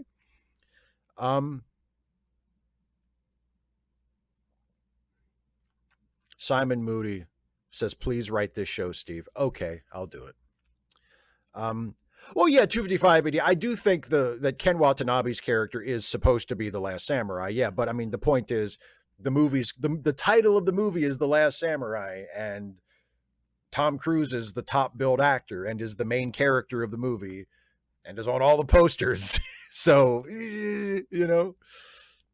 Also, by the way, not a bad movie. I mean, despite all of those issues, and the sort of white savior thing, like, oh, of course, Tom Cruise is going to come in and become the embodiment of the samurai code and all that stuff.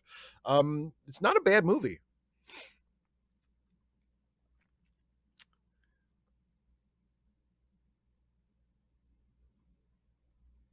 225 AD says, how would you react if you were writing a dystopia and someone said you should make the descent into fascism a fantastical event so the right don't feel attacked? Well, I mean, it would depend on how nice I had to be to them in order to get the movie made. If they were someone who I didn't have to worry about pleasing, I would just tell them to fuck off, that's a terrible idea, and I don't give a shit if I piss off anybody on the right. In fact, I hope I do. If it's someone with, their hands on the purse strings who might be able to affect whether or not the movie gets made, I might have to be a little more diplomatic, but I would do everything I possibly could to not take that note. Oh,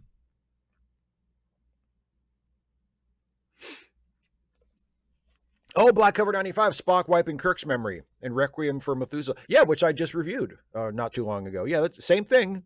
And for such a weird reason. Like, oh, he's bummed about a girl that he knew for a few hours. He'll never get over this. Let me mind wipe him. It's like, it's just such a weird, forced ending. Like, there's, oh, look, Spock's doing something compassionate for his friend who's in pain. Like, just give him a minute. Just let's see if he gets over it. Like, it just happened. Like, do we need to go straight to wipe his memory?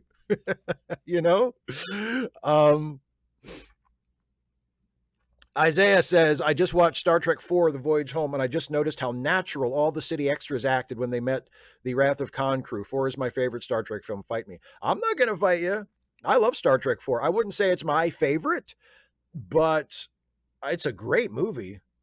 And yeah, I mean, a lot of those scenes where they're in, like, especially with Uhura and Chekhov, where they're asking for directions to find the naval vessel of the Enterprise.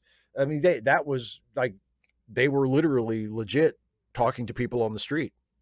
They weren't, most of those, I think, in fact, I don't think any of them were actors.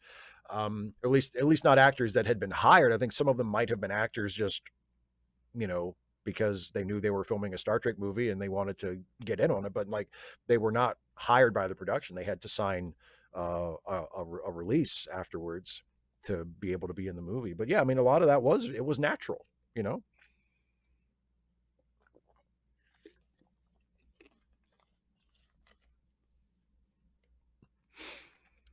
Trenda1701 says the quick reboot of the DCEU is annoying. Loved Gal Gadot in Wonder Woman. Affleck was good as Batman, and I was surprised at liking Robert Pattinson's Batman. We got Detective Batman in his film. Well, Robert Pattinson's Batman isn't going away. I mean, they're making a sequel to that. It's just it will not be a part of the James Gunn universe. Like that will have another Batman that will interact with, like, you know, Superman and all that stuff. The Matt Reeves, Robert Pattinson Batman will kind of be off in its own little corner, which I'm fine with. I would also be fine if they just had Robert Pattinson's Batman be the DCU Batman. I don't see why that would be a problem. I think what some people said, it's because Matt Reeves doesn't want his movie to involve the more fantastical elements of the DCU. Like, he wants his Batman to remain grounded, which I think is perfectly reasonable. And I think if he wants to keep Batman grounded in his movies, that's what he should do in his movies. But I don't see any reason why that version of the character couldn't be off in other movies doing other things. Like, I'm very much a per work kind of person, you know? Like, if you show me a grounded, quote unquote, realistic Batman in the Batman movie that I'm watching right now, I'm going to enjoy that and take that at face value. And if that same Batman was off in another movie having adventures on the moon with the Justice League, well, that was that movie. You know, that's not this movie. So, but I guess, I mean, part of it is you get the audience you ask for, and because a lot of people are, because of the MCU and a lot of other, you know, similar things with the focus on the shared universe and all of that. A lot of people are used to thinking of it as all one great big thing. Whereas, you know, I think it's better to think of it as, okay, individual things that are connected, that, you know, share a general setting and share certain characters maybe, but each movie is its own thing. So if Matt Reeves wants to make a Batman movie where it's super serious and focused on like the detective part of the character, and somebody else wants to take that same version of Batman played by the same actor, but put him in a story that's more adventure-y or sci-fi-ish or whatever, I don't see a problem with that, because those are two separate movies. But, you know, not everybody sees it that way. Super chat from Kirok says, speaking of mind wipe, how do you feel about Angel wiping all his friends' memories via season 5, or taking back the day and I Will Remember You? I mean, I don't necessarily know if it's morally acceptable, but I mean, I think it makes for a great story. I love that season 5 of Angel, you know. And I think that comes out eventually. That comes back. Like they realize that Angel changed their memories and made them forget Connor, right? I mean, I think it comes back eventually. I mean, it's a great story.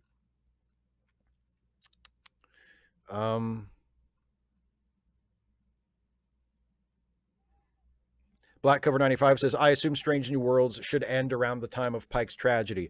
I would guess that, I mean, if it was me, since you gave me the job of writing the hypothetical Captain Janeway murdering her way to an Admiralty show, if I were to be consulted for how to end Strange New Worlds, I would have the last episode end at a point where clearly the accident is right around the corner, but I would not actually have him have the accident in the show, because it's already been dealt with. We know it's coming. We've seen little hints of it, you know, in flashbacks and in the Discovery episode where he learns his fate. Like, we know it's coming. It's been a major part of his character for the entire show. I would end on kind of a bittersweet note where he knows that it's right around the corner. He has reached it, right? Like, his time is up and he knows it's going to be soon, and end the show, find a way to gracefully end the show like that, instead of having it go right up to the accident itself. I just think that's a more poetic way to end it.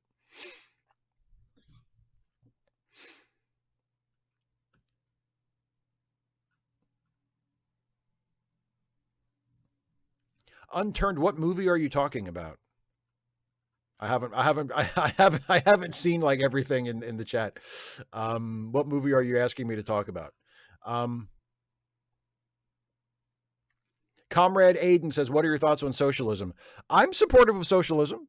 I don't know. I mean, the only reason I stopped short of calling myself a socialist is because I don't have enough. I haven't read enough of the sort of underlying literature. Like I've never read Marx. But in general, I'm not against it as an idea. I certainly think that, you know, at least socialistic policies are good, are positive, would be an improvement over much of what we have. Well, Kirek, I mean, maybe that could be the point that we end. Kirek says, wasn't Captain Pike already promoted off the Enterprise by the time he gets injured? That could be the point where it ends. Maybe the last milestone before the accident is Pike accepting his promotion and relinquishing command of the Enterprise. And after that, he knows, okay, it won't be long now. And, you know, that can be the note that we end on. And maybe it's bittersweet because, you know, let's say Kirk takes over the Enterprise. So that's like a happy moment and a moment of great, oh, we're looking forward to it because we know what happened. We've seen Star Trek. We know what happens when Kirk takes over. So it's like a moment of excitement and sort of passing the baton to to the old show that the new show is a prequel to, but whatever. But it's also a sadness because now we love Pike because we've been following Pike all this time and we know that he's sort of riding off into the sunset. Michael Handeline says, do you think Paramount is winding down Star Trek shows in general? It doesn't seem that way. It doesn't seem that way. I mean, they're doing 2 more seasons of Strange New Worlds after this one. Season 3 hasn't even premiered yet. We know that they've already renewed it for 2 more seasons because they renewed it for season 4 and for season 5. And they said season 5 will be the last one. And then there's also the Starfleet Academy show that is in production that hasn't come out yet. There's Tawny Newsom's Star Trek comedy show that we still don't know very much about that is still in development. And who knows what's going to come in the future. So, I mean, and it certainly doesn't seem like they're winding anything down.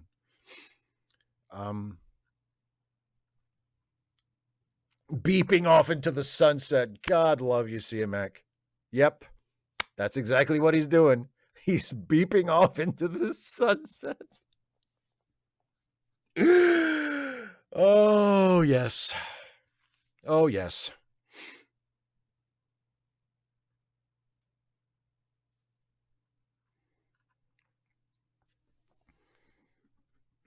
Prosthetic Head says, do you think modern Trek should reflect today's issues and conflicts? If it doesn't, there's no point. Like, that's what Star Trek is for. If it doesn't reflect today's issues and conflicts, then you should not even be doing it. There's no point. That's what Star Trek is for. Black Cover 95, yes, but this one will be live action. And Tawny Newsom isn't just starring in it. She's like co-creating it and co-writing it, apparently. Damian Williams says, screw canon, Pike survives and Spock and Chapel marry. See, I'm against that, not for any reasons of canon. I don't give a shit about canon. I just think it takes the guts out of Pike's character at this point if you save him from the accident. I mean, it's better for Pike's character. Like, if you just say, oh, well, but we like him, so we'll spare him from his tragedy. Like, it just completely guts the character. And the same thing with Spock and Chapel. Like, I love Spock and Chapel as a couple on Strange New Worlds. I love those actors. I love these versions of the characters. And there is a part of me that's like, oh, those crazy kids, I wish they could just be together forever. But part of what makes it good is knowing that it's doomed. You know, like, you have to do what's right for the story, not what would make the characters the happiest if they were real people. So yes, it has nothing to do with canon. If they could, you know, if Pike having an accident and ending up scarred and suffering from severe disabilities, if that was what violated canon, I would still say they should go ahead with it. Because fuck canon, I don't give a shit. Like, that's what's best for Pike's character.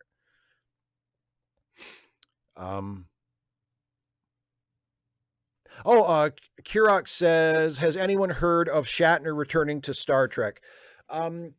I think it's, or is this more Screen Rant crap? I think right now it's mostly Screen Rant crap. I've heard that there's a proposal that somebody made for a Star Trek show that would feature William Shatner as Kirk. I have no idea how serious that is. I would be very, very surprised if something like that were to happen.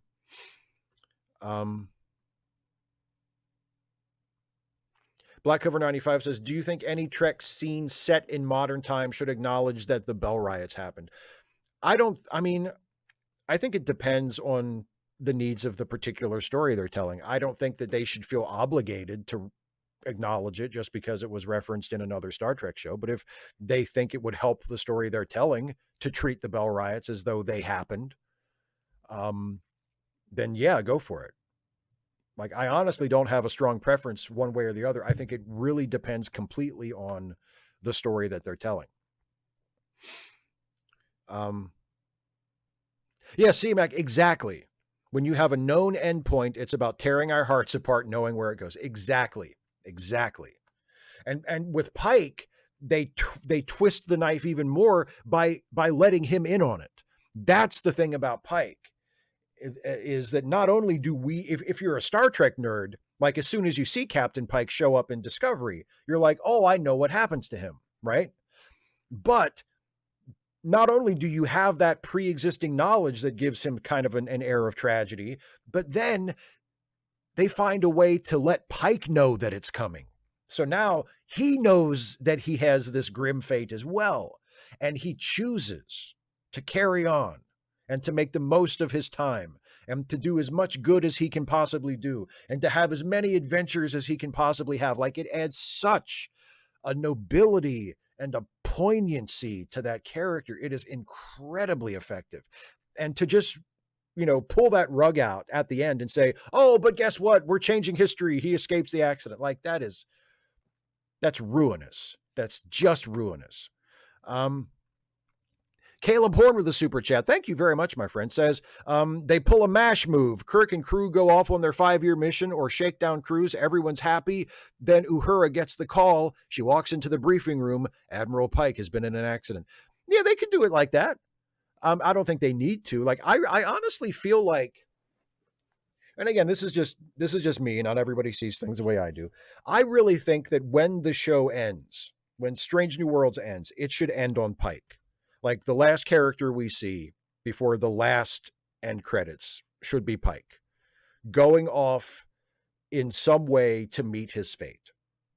So I mean, having a little check-in with Kirk and the crew going off on their first mission and Uhura saying something's happened to Captain Pike. Like, I'm not saying that would be bad, but I mean, Captain Pike is the star of the show. It's his show. He's been the captain of the Enterprise this whole time. And his tragic fate has been kind of the heart of the show and certainly the heart of his character. And I think the show should end with him, marching off to meet that fate with all of the courage and dignity that we have come to expect from him. And that should be the end of the show. Damian Williams, Shatner should play Pinekirk's grandpa in Star Trek 4. I'd be down with that.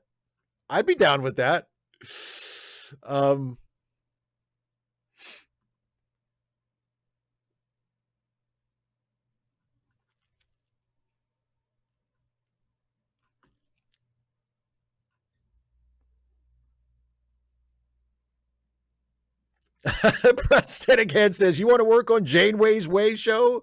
Kate is on board as long as she gets to throw coffee at 7. Boy, some wounds never heal, do they? I mean, it wouldn't be real coffee, right? We'd gimmick the coffee. It's not like Jerry Ryan would have to worry about having hot coffee thrown on her. So if we can talk her into just, taking one for the team, I think we can make that happen.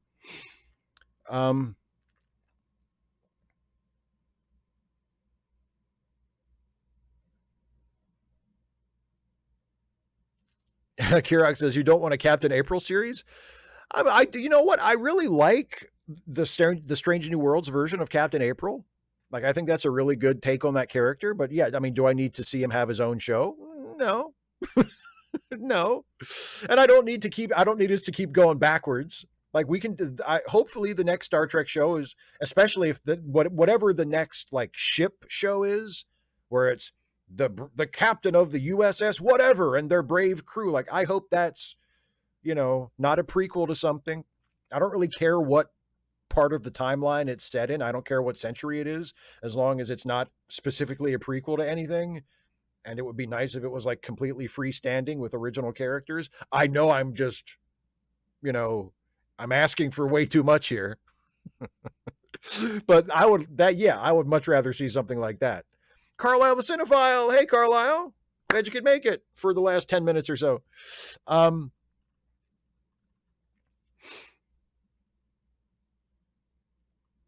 Philip Kehoe, Pike watching the Enterprise leave without him or something. That could work. Sure.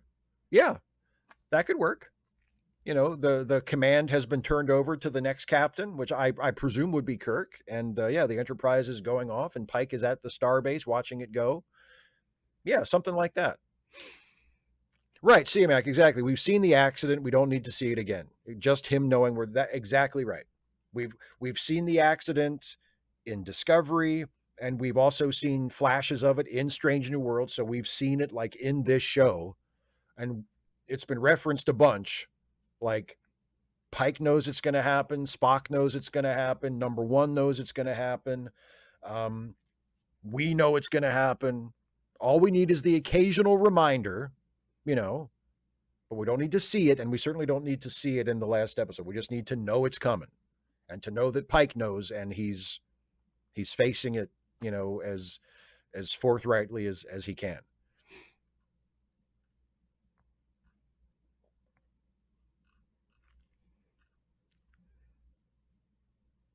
Prosthetic Head says, I'd like a Rise of the Dominion show. Well, I hope you enjoy it.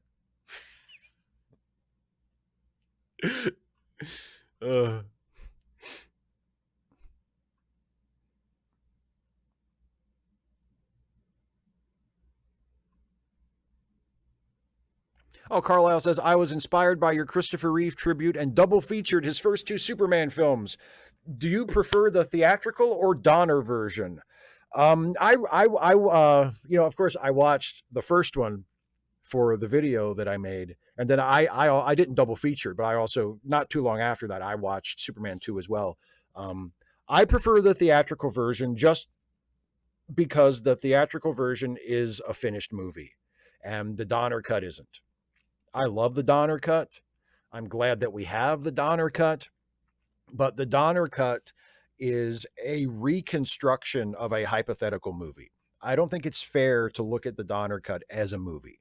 I mean, a lot of it is screen tests, which were never meant to be used in any sort of public way. They had to kind of stitch things together with body double shots. There's that one shot of Clark when Lois falls out the window of the Daily Planet, and then Clark comes to the window to look out at her, and it's obviously a body double, and they couldn't even get like a sound alike to do the line, so it's obviously not Christopher Reeve, and it's shot from way, way far away to account for that. It sticks out like a sore thumb, and it's obviously it's a make work. It's just they did what they had to do to make that part of the movie make sense. It's not fair to judge the Donner cut as you would any other movie, because it's not. It's a reconstruction. It's something that allows us to imagine what Richard Donner's version of Superman 2 would have been like.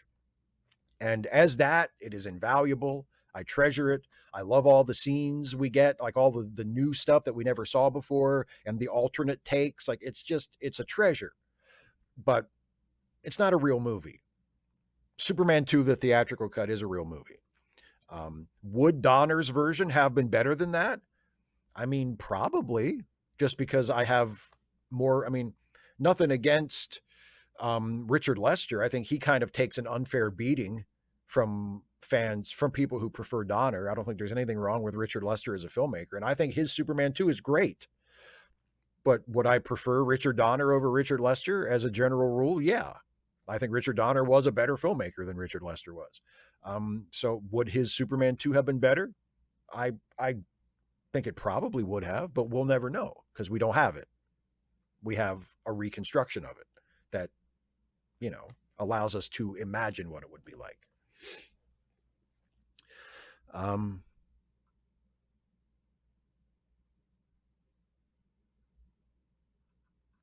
Kirok, it says, are you aware of the ABC cut of Superman 2? Not only am I aware of it, somewhere in this house, I have a copy of it because my grandparents taped it for me. So yes, I have seen the ABC cut of Superman 2. I have seen the legendary scene where Superman uses his heat vision to make a souffle for him and Lois to eat. That's what they're eating in the Fortress of Solitude. It's a souffle that Superman cooks with his heat vision. It's a really cool scene. And there's other stuff in there too, because yes, they put extra scenes in for the broadcast version when it was shown on ABC, so they could stretch it out and put more commercials in there. And yeah, it's cool. It's really cool. And also Kirak says Lester takes a beating on Superman 3. Well, he does. I mean, Superman 3 is lousy. Like, he deserves to take some shit for Superman 3 because Superman 3 is lousy. It has its moments. But he's got to take his lumps for that one. That's just not a good movie. Caleb Horn with a super chat. Thank you very much, my friend. Says, the show nobody wants, Star Trek, The Temporal Cold War. Boy, ain't that the truth. I've said before, I'm kind of surprised that no one's ever tried to do like a time trek show, where it's just about like people in the Star Trek universe who are traveling through history and trying to fix things or whatever. It seems like that's a fairly obvious way to spin it, to do Star Trek, but do it in a slightly different way.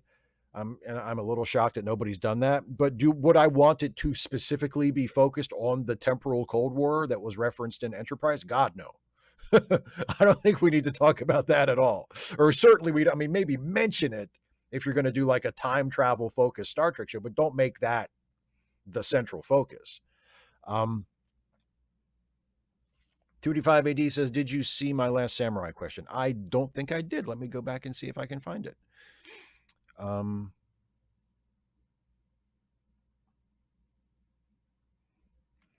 Okay, to what extent is Cruz's character in Last Samurai a white savior in that film? Watanabe's character, who does the most stuff that drives the plot, plus they do lose in the end.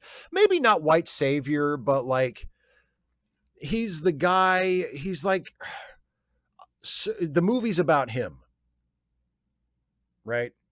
So he's the white guy at the center of everything. So maybe not the white savior, but like he's the white guy in the middle of all the people of color that this story should really be about, but it's not about them. It's about him, So yeah, not necessarily white savior.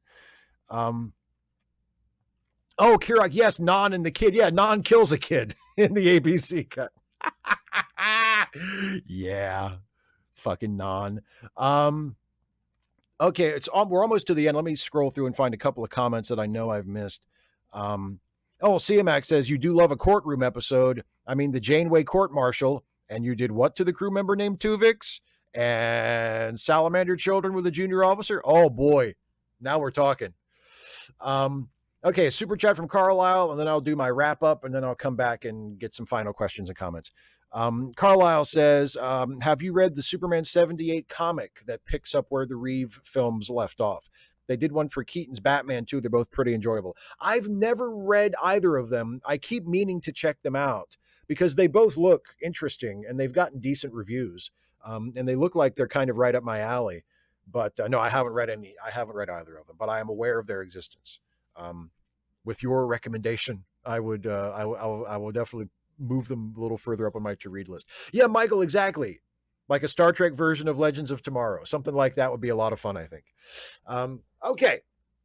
If anybody has any final questions that you want me to see before we end the show, go ahead and throw them in the chat now. But for right now, I'm going to wrap things up by telling you first, if you enjoy this YouTube work that I do and you would like to support me in continuing to do it, I encourage you to do so. That would be great. You can do that in a couple of ways. You can become a patron by going to patreon.com/Steve Shives, or you can become a channel member by just clicking the join button right here on the YouTube page. And for either one of those, at any level of support from $1 a month on up, one of the things that you unlock as a feature is you get to send in questions for these Ask Away live streams ahead of time. These live streams are always on a Friday. So the Monday before one of these live streams, I will send out a link to a Google form to all of my patrons and members, and you can submit a question ahead of time. And those are the questions that I answer in the first part of the show. So if that sounds interesting to you, or if you just want to contribute to the continuation of this channel, YouTube, click the join link or click the join button to become a YouTube member, or patreon.com/Steve Shives. Also, if you enjoy the YouTube stuff I do, you might also enjoy the podcasts that I am a co-host on. There is Late Seating, the movie review podcast with myself and the great Jason Harding, where we take a look at classic films and see if they deserve whatever reputation they have, be it good or bad. Our most recent review is of the classic Guillermo del Toro film Pan's Labyrinth, and our next one that we haven't recorded yet, we won't record it until next week, but it is our Patrons Choice episode, where patrons of the Let Me Listen podcasts got to vote on what movie we would review. And in their kindness and wisdom, the patrons of our podcast have chosen that we're next going to review Star Trek VI. Oh, I can't wait, because I love Star Trek VI a lot, and it's always fun to talk about Star Trek with Jason. And also, speaking of Star Trek and podcasts, there's also the Ensign's Log, which is the Star Trek-themed comedy podcast that Jason and I do, along with our friend Amanda Billings, where the three of us play original characters that we have created that exist in the Star Trek universe, and we are having our own adventures with sort of canonical Star Trek stuff happening in the background. It's a really fun show. We have just recorded our final episode of the season, so we're going to be taking a break from the Ensign's Log for about a month, and then we'll be back with the Ensign's Log live stream, which will be on this channel, and I'll let you know when that's going to be when we have more details on that. And then after that, we'll be back with a brand new season. So, yeah, please check out the Ensign's Log if you haven't been doing so already. And also, don't forget charitylinks.page to help out some friends of ours who need a helping hand. And also, please make use of these specific links that our friend Some Random Geek has been sharing in the live chat to help out some friends of ours who need a helping hand, who need some help making ends meet, paying the bills. That's always appreciated if you can help them out. And now, right before we end the show, let me take one last spin through the live chat and see what I have missed. Prosthetic Head says, how long hearing the Move Along Home song before you see Five Lights? I love Move Along Home, and I love that song. Trim to 1701 says, is the ABC Superman 2 like the TV Wrath of Khan with extra scenes? Oddly enough, the flow of Wrath of Khan with extra scenes is off. I prefer the original theatrical cut. So do I. And actually, I prefer the theatrical cut of Superman 2 as well. I think the ABC cut is too long, and I think most of the stuff they cut out should have been cut out, but it's neat to see. And yes, the ABC cut is basically deleted scenes put back in. It's scenes that they cut out of the theatrical cut that were reinserted. And like I said, it's neat. It's cool as a curiosity. It's cool to see those scenes, but as a film, I vastly prefer the theatrical cut. Oh, Kara says, it's been a fun night. I just wish I could afford more. It's fine. It's fine. It's just nice to have you around.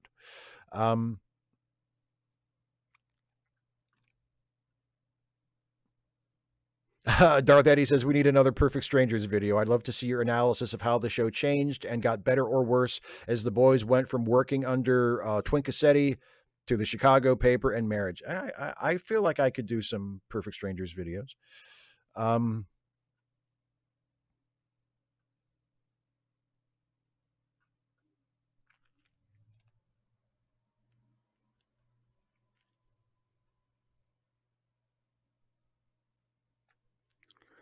255 AD says, would you want to see a Star Trek show set on a non-Starfleet human ship? Like maybe one of those cargo ships we saw a few times on Enterprise. I mean, I'd have to hear a specific pitch. I'd have to hear like what the show is about other than that, but I'd be open to that. Oh, Logan 5 says, really enjoyed your tree climbing video. 47 years old here. Miss those days. Well, I'm going to miss them too when I can't climb trees anymore. I'm glad you enjoyed the video. Cross-platforming says, my next Trek movie is Search for Spock. How good or bad is that? I love Search for Spock. If you liked Wrath of Khan, you might consider Search for Spock to be a little bit of a letdown, because I don't think Search for Spock is as good as Wrath of Khan, and it's certainly not another Wrath of Khan. But I really, really, really like Search for Spock. So I hope you like it too.